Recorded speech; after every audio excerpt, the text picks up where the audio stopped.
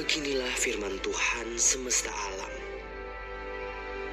Lihat, aku menyuruh utusanku supaya ia mempersiapkan jalan di hadapanku. Tuhan yang kamu cari itu dengan mendadak akan masuk ke bait-Nya. Malaikat perjanjian yang kamu kehendaki itu, sesungguhnya ia datang. Siapakah yang dapat tetap berdiri apabila ia menampakkan diri? Sebab ia laksana api tukang pemurni logam dan seperti sabun tukang penatu.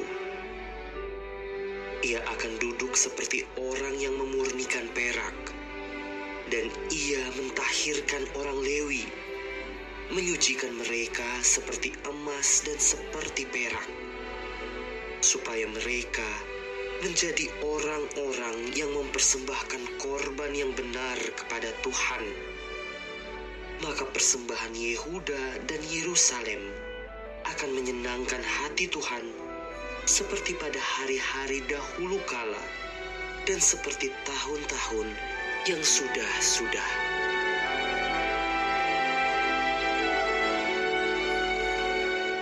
Demikianlah sabda Tuhan.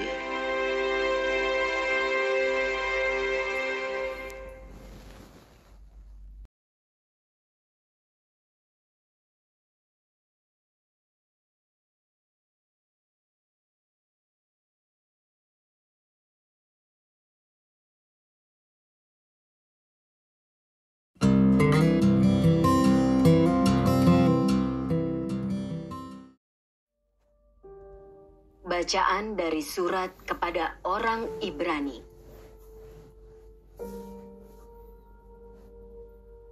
Saudara-saudara, orang-orang yang dipercayakan Allah kepada Yesus adalah anak-anak dari darah dan daging. Maka Yesus juga menjadi sama dengan mereka dan mendapat bagian dalam keadaan mereka, supaya mendahului kematiannya, Yesus memusnahkan dia, yakni iblis yang berkuasa atas maut. Dan supaya dengan jalan demikian, Yesus pun membebaskan mereka yang seumur hidupnya berada dalam perhambaan karena takut akan maut. Sebab sesungguhnya bukan malaikat-malaikat yang ia kasihani, melainkan keturunan Abraham. Itulah sebabnya dalam segala hal, Yesus harus disamakan dengan saudara-saudaranya, supaya ia menjadi imam besar yang menaruh belas kasihan dan yang setia kepada Allah untuk mendamaikan dosa seluruh bangsa.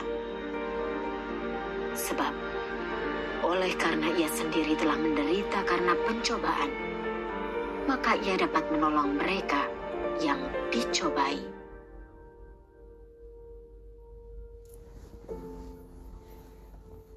Demikianlah sabda Tuhan.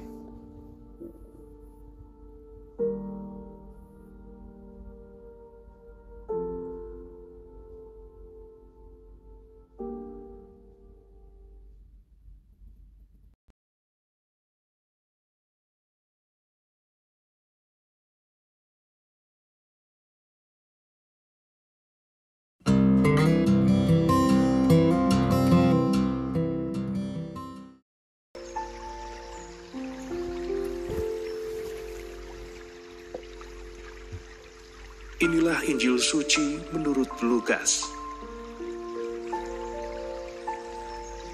Ketika genap waktu pentahiran menurut hukum Taurat Musa, Maria dan Yosef membawa anak Yesus ke Yerusalem untuk menyerahkannya kepada Tuhan, seperti ada tertulis dalam hukum Tuhan.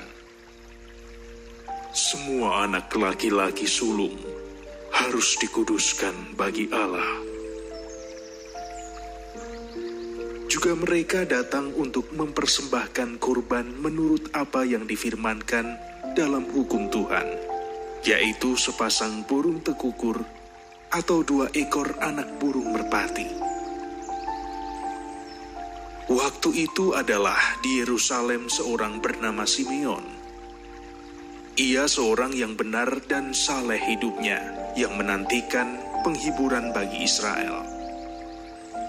Roh Kudus ada di atasnya, dan kepadanya telah dinyatakan oleh Roh Kudus bahwa ia tidak akan mati sebelum ia melihat Mesias, yaitu Dia yang diurapi Tuhan. Atas dorongan Roh Kudus, Simeon datang ke Bait Allah. Ketika anak Yesus dibawa masuk oleh orang tuanya untuk melakukan kepadanya apa yang ditentukan hukum Taurat, Simeon menyambut anak itu dan menantangnya sambil memuji Allah. Katanya, "Sekarang Tuhan, biarkanlah hamba-Mu ini pergi dalam damai sejahtera, sesuai dengan firman-Mu.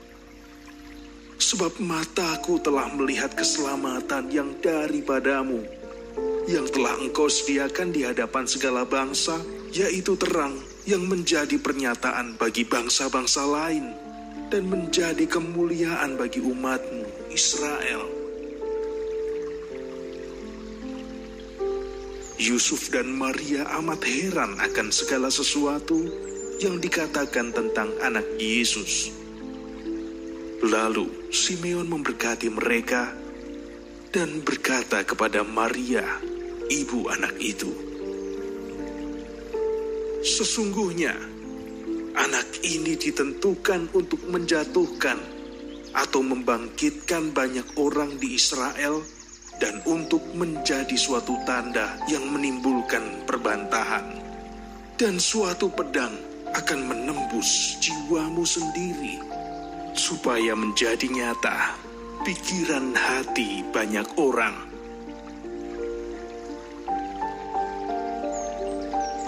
Ada juga di situ seorang nabi perempuan, anak Fanuel dari suku Asher, namanya Hana. Ia sudah sangat lanjut umurnya. Sesudah menikah, ia hidup 7 tahun bersama suaminya, dan sekarang ia sudah janda, berumur 84 tahun. Ia tidak pernah meninggalkan Bait Allah, dan siang malam beribadah dengan berpuasa dan berdoa. Pada saat anak Yesus dipersembahkan di Bait Allah, Hana pun datang ke Bait Allah dan bersyukur kepada Allah, serta berbicara tentang anak Yesus kepada semua orang yang menantikan kelepasan untuk Yerusalem. Setelah menyelesaikan semua yang harus dilakukan menurut hukum Tuhan, kembalilah Maria dan Yusuf serta anak Yesus ke kota kediamannya, yaitu kota Nazaret di Galilea. Anak itu bertambah besar dan menjadi kuat, penuh hikmat, dan kasih karunia Allah ada padanya.